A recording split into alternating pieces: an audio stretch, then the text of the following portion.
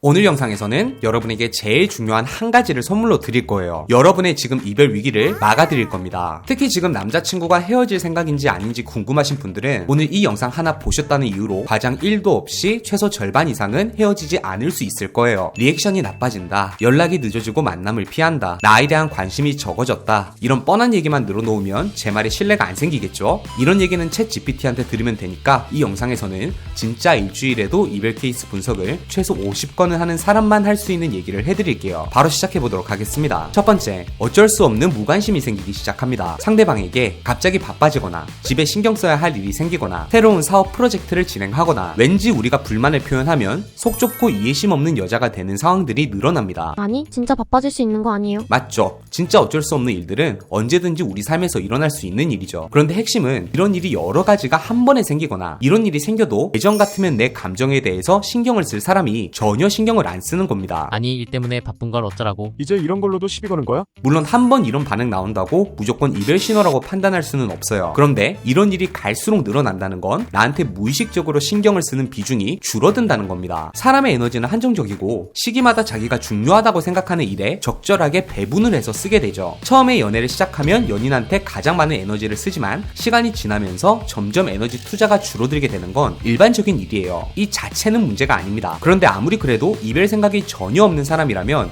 최소한의 선은 지켜요. 한 달에 한두 번도 만나기 힘들어지거나 트러블이 생겨도 이런 일은 어쩔 수 없는 일이라고만 하면서 전혀 내 감정을 생각하지 않는다면 아직 진지하게 이별까지 결정한 건 아니라도 헤어져도 내가 손해볼 건 없지 뭐, 이런 마음 상태일 수 있는 거거든요. 두 번째는 미래에 대한 이야기가 사라집니다. 일반적으로 연인 관계는 미래에 대한 이야기를 하면서 감정이 깊어져요. 연인 사이에 결혼 얘기를 하거나 신혼여행 같은 상상을 하는 게 꼭 진지하게 결혼을 생각해야만 하는 이야기는 아니죠. 그런데 머릿속에서 이별이라는 선택지가 생긴 상황에서는 미래 이야기가 점점 줄어듭니다. 보통 이럴 때 여자분들은 남자의 감정을 테스트해보려고 더 미래 이야기들을 늘려봐요. 여자가 눈치채고 미래에 대한 얘기를 계속하면 상대방이 받아줄 수는 있어요. 당장 확실하게 헤어질 결심이 선 건 아니니까요. 그런데 자기가 직접 새로운 이야기를 꺼낸다거나 미래에 대한 얘기가 나올 때 머릿속으로 미래를 상상하면서 즐거워하는 모습 같은 건 찾아보기가 힘들어지는 거예요. 근데 사실 여기서 여러분이 엄청난 실수를 한 가지 저지르고 있어요. 그 실수가 뭐냐면 이 영상을 끝까지 다 보시면 말해드릴 겁니다. 세 번째, 더 이상 욕구 표현이나 불만 제기가 사라집니다. 이별은 쉽게 말하면 이 관계에 대한 기대감을 전부 포기하는 거죠. 우리 회사 생활을 생각해보세요. 이때까지는 애사심에 이런저런 불만사항도 표현하고 좋은 의견이 있으면 건의도 하고 그러죠. 근데 퇴사 생각이 들면 어떨까요? 어차피 그만둘 수도 있는 회사에 감정 투자 그 자체가 싫어집니다. 연애도 똑같아요. 욕구 표현이나 불만 제기 같은 건 나름대로 이 관계를 잘 이끌어 나가려는 마음에서 나타나는 행동들입니다. 근데 어차피 헤어질 생각이 들었다면 이때부터는 굳이 감정 소모할 필요가 없어지죠. 이래도 그만 저래도 그만인 상태로 지내다가 이별 결심이 확실히 서면 헤어지면 끝인 거니까요. 연애를 못하는 사람들이 이런 상황이 되면 드디어 상대방이 나를 이해했구나, 이제는 좀 편하게 만날 수 있겠다, 이렇게 생각하시는 분들이 있는데 지나친 오산입니다. 날 이해했을 수도 있지만 동시에 그럴 거면 나를 왜 만나나 싶은 생각도 같이 들거든요. 네 번째, 감정을 묻는 질문에 표면적 부정을 합니다. 아마 이 영상을 보고 계신 분들 중에서는 상대방이 변했다고 생각하고 직접 감정 상태를 이미 물어본 분들이 있을 거예요. 너 요즘 왜 그래? 마음이 식은 거야? 너 지금 변했어. 그런데 이런 질문을 우리가 받는다고 생각해보세요. 사실 이 질문은 내가 상대방을 진짜 사랑하고 있으면 굉장히 불쾌하고 예의 없는 질문이거든요. 정상적이라면 굉장히 속상해하거나 화를 내도 이상할 일이 아니에요. 그런데 마음이 식은 사람들은 아니야, 왜 그래?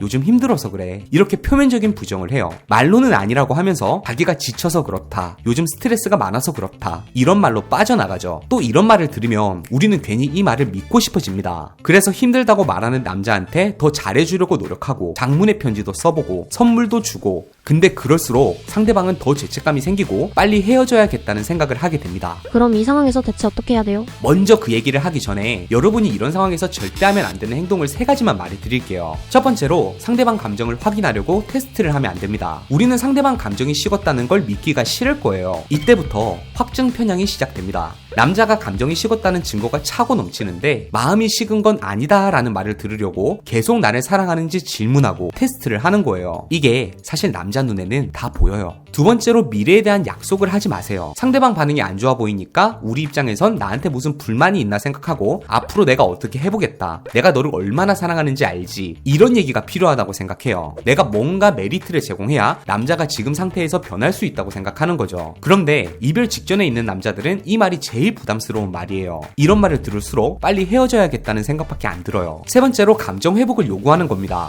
너 요즘 변했다.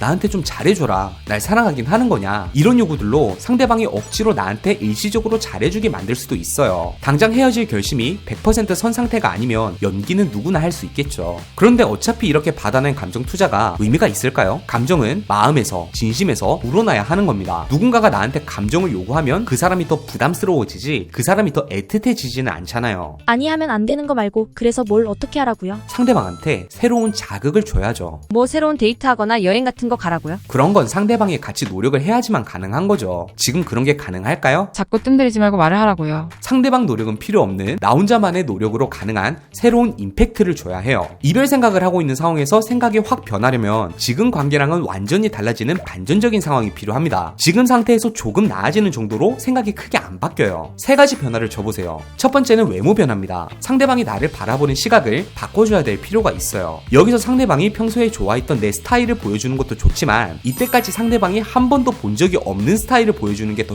효과적이에요. 내가 이때까지 어두운 톤 색깔의 머리만 보여줬다면 밝은 톤 머리도 보여주고 청순하고 수수한 모습이었다면 진짜 화려하게 시상식 메이크업도 보여주는 겁니다. 제가 최근에도 이걸 느낀 게 뭐냐면 저희 회사에 맨날 슬리퍼 신고 추리닝만 입고 다니는 여직원분이 있어요. 근데 이 친구가 어디 촬영을 간다고 청담샵에서 메이크업을 받고 왔는데 저도 모르게 살짝 설렐 뻔했어요. 외모 변화라는 게 너무 뻔하게 들릴 수도 있는데 이 뻔한 거에 넘어가는 게 남자 본능입니다. 두 번째는 상대방을 대하는 평소 태도에 변화를 주세요. 상대방을 대하는 태도를 바꾸면 상대방이 처음에는 어색함을 느끼겠죠. 이게 핵심입니다. 아무리 오래 만난 장기 커플이라도 이 사람이 나를 대하는 게 달라지면 뭔가 어색해집니다. 오누이 케미로 서로 외모 까고 그러던 커플들도 갑자기 서로를 칭찬하고 내 남친은 오늘 너무 멋있네. 이러다 보면 처음엔 너 오늘 뭐 잘못 먹었냐? 그러다가도 왠지 모르게 기분이 좋아지거든요. 이게 진짜 며칠만 이어져도 상대방이 나를 대하는 태도가 조금씩 바뀌기 시작해요. 어색함이 기분 좋음으로 그 기분 좋음이 나를 대하는 태도 변화로 바뀌게 되는 거죠. 세 번째는 관계의 의미를 강조하세요. 이게 진짜 중요한 건데 이혼을 생각하던 사람들이 갑자기 재결합을 하게 되는 순간이 언제일까요? 막상 이혼 도장 찍으려니까 지난 시간들이 주마등처럼 스쳐 지나갑니다. 결혼할 때 이랬었지. 연애할 때 여행지에서 너무 좋았는데 프로포즈를 내가 했을 때 참 예뻤었는데 이런 생각을 하면서 이 사람이 나한테 어떤 의미를 가진 사람인지 깨닫다 보니까 감정도 다시 살아나게 되는 거예요. 연인관계도 똑같습니다. 상대방한테 아련하게 나한테 상대방이 어떤 사람인지를 여러 가지 표현들로 들려주세요. 과거 추억에 대한 이야기도 괜찮고 상대방이 나한테 습관적으로 하는 행동들에 대해서 얘기해도 괜찮아요. 그래도 2년 가까이를 넌 항상 내 신발부터 꺼내주네. 나한테 이랬던 사람은 우리 아빠밖에 없었는데 이런 사람이 나한테 또 있었구나. 항상 고맙게 생각해. 이런 얘기를 듣다 보면 상대방도 내가 자기한테 어떤 사람인지를 생각해보게 돼요.